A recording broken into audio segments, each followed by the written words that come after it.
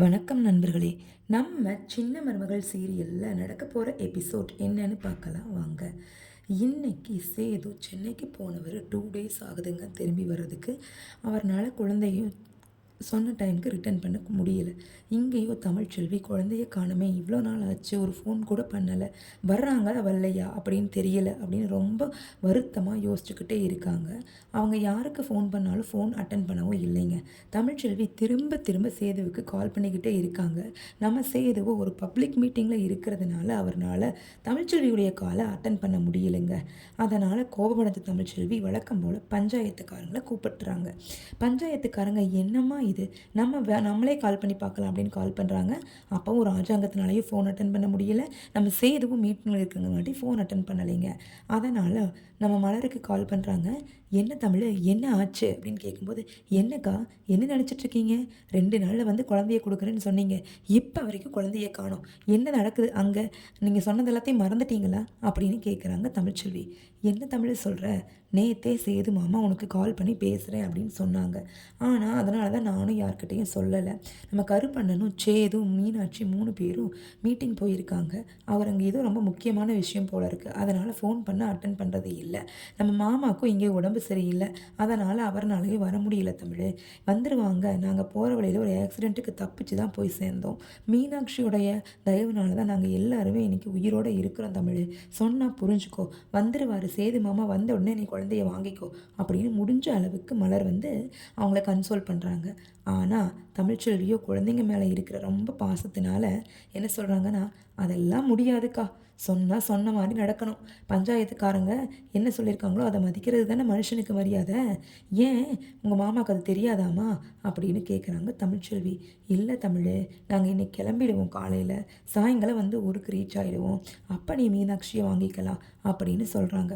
அதே டைமில் பார்த்திங்கன்னா நம்ம ஈஸ்வரி அவங்களோட வேலையை காமிக்க ஆரம்பிக்கிறாங்க. அதாவது என்ன பண்ணுறாங்கன்னா, அழகரையும் சேர்த்து கூப்பிட்டு போயிடுறாங்க. பஞ்சாயத்துப்படி அழகர் இன்னைக்கு எங்கள் வீட்டுக்கு தான் வரணும் அப்படின்னு சொல்லாமல் கொள்ளாமல் தமிழ்ச்செல்விக்கிட்டேருந்து எடுத்துகிட்டு போயிடுறாங்க.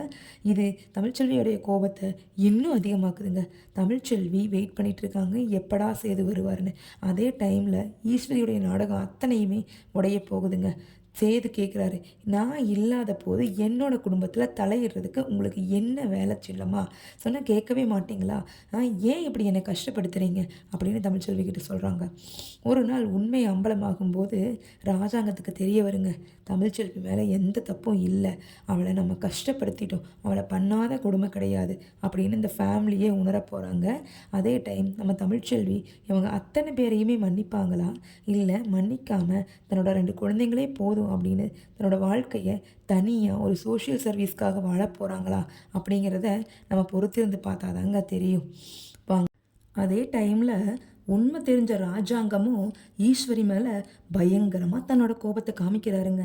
ஈஸ்வரி, என்ன வேலை பண்ணியிருக்க, அங்கே சுற்றி இங்கே சுற்றி கடைசியில் என்னோட குடும்பத்துக்குள்ளேயே வந்துட்டியா, இவ்வளோ பெரிய பாவத்தை என்னையும் சேர்த்து பண்ண வச்சுருக்கீங்க, என்ன படுபயங்கரமான ஒரு முட்டாளாக ஆக்கி விட்டுருக்குறீங்க, இதை நான் ஒரு காலம் மன்னிக்க மாட்டேன், கண்டிப்பாக இனிமேல் உனக்கும் உன்னோட குடும்பத்தை சார்ந்த யாருக்குமே இந்த வீட்டில் இடம் கிடையாது, எந்திரிச்சு மரியாதையாக வெளியில் போயிடுங்க, நாளைக்கு நான் பார்க்கும்போது இந்த வீட்டில் யாரும் இருக்கக்கூடாது அப்படின்னு பயங்கர கடுமையான கோபத்தை ஈஸ்வரி மேலே காமிக்கிறாருங்க நம்ம ராஜாங்கம் சொல்பவர் கேட்டு கேட்டு நம்ம குடும்பத்தில் இவ்வளோ பெரிய சம்பவம் எல்லாம் நடந்து போச்சு, இப்போதைக்கு நம்ம பேர குழந்தைங்க 2மே ஆனால் அதை மாதிரி அங்கே கொஞ்ச நாள் இங்கே கொஞ்ச நாள் வாழ்தே, இந்த பாவத்தையெல்லாம் நான் எங்கே போய் கழுவுவேன் அப்படின்னு ரொம்ப யோசிக்கிறாருங்க.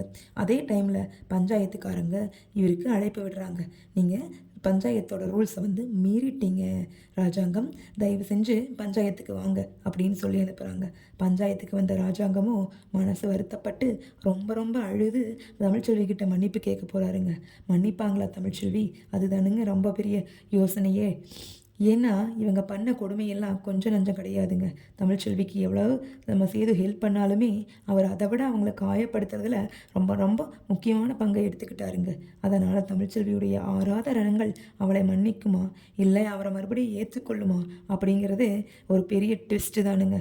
என்ன கேட்டால் தமிழ்ச்செல்வி பேசாமல் அந்த குழந்தைங்களுக்காக நம்ம சேதுவை ஏற்றுக்கிட்டாங்க அப்படின்னா நல்லா இருக்குங்க. நம்மளோட ப்ரெடிக்ஷன் எந்த அளவுக்கு சக்ஸஸ் ஆகும்னு தெரியலைங்க. ஆனால் இந்த காலத்து பொண்ணுங்க பார்த்தீங்கன்னா ஒரு சின்ன தவறு பண்ணாலே கணவரை ஏற்றுக்கிறது கிடையாது. இவ்வளோ பெரிய தவறுகளை பண்ணின சேது கூட வாழ்கிறது அப்படிங்கிறது மறுபடியும் முருங்கை மர கொம்பு மேலே ஏறின மாதிரி தாங்க. மறுபடியும் சேது சொல் பேச்சு கேட்க மாட்டார்னு என்னங்க நியாயம் இருக்குது அப்படின்னு தமிழ்ச்செல்வி யோசிப்பாங்க தானுங்க. ஏன்னா சும்மா இருக்க நமக்கே இவ்வளோ யோசனை வரும்போது புத்திசாலியான தமிழ்ச்செல்வி யோசிக்காமல் விடுவாங்களா? பார்க்கலாங்க ஈஸ்வரியோட நிலைமை என்ன ஆகுது. நம்ம தமிழ்ச்செல்வி